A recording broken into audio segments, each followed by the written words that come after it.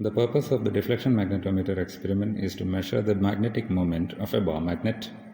In order to do that, we use the tangent law that relates the magnitudes of two magnetic fields that are perpendicular to each other.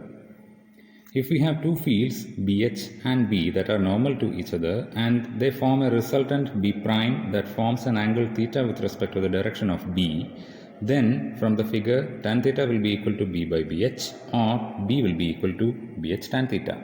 That is called tangent law. In the particular experiment, we take BH as the horizontal component of the Earth's magnetic field and B as the magnetic field due to a bar magnet of moment M. If we measure B at a distance r from the center of the magnet, then B will be given by mu0 by 4 pi into 2m divided by r cube. If we substitute this expression in tangent law, we get mu0 by 4 pi into 2m by r cube. This is equal to bh tan theta, or m will be equal to 2 pi r cube into bh tan theta divided by mu0. Mu0 and bh have numerical values 4 pi into 10 raised to minus 7 Henry per meter and 5.8 into 10 raised to minus 5 Tesla respectively. Therefore, if we can measure the angle of deflection theta of the resultant with respect to BH at different distances r from the center of the magnet, then we can find m using this expression. So, the procedure of this experiment is aimed at computing thetas for different values of r.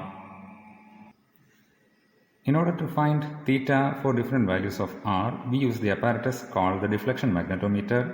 It has two main parts. One is a compass box that is in the middle of the apparatus and it has two arms on either side. The compass box has a compass that is pivoted in the middle and two aluminum arms that are perpendicular to the compass needle.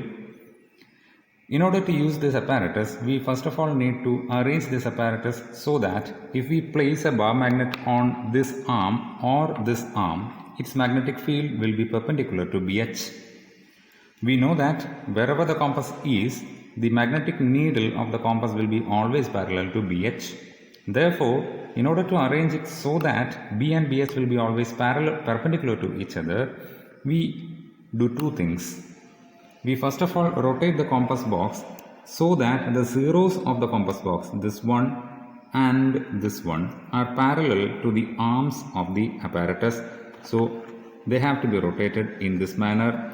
Now, this 0 is against this arm and this 0 is against this arm.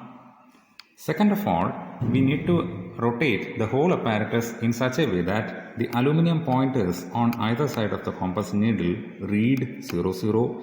So, right now they are at an angle of almost 60 degrees, so that we have to rotate it like this. If we rotate it so that right now the needles read 0, 0, 0 here and 0 here. So the compass needle is in the direction of BH, so it is in this direction, and now the arms of the apparatus are exactly perpendicular to that. This configuration is called the tan A position. After the apparatus is arranged in the tan A position, we can place the bar magnet on either side of the arms like this. The arms themselves have a scale attached to them so that we can directly read the distance from the center of the compass to the position of the bar magnet.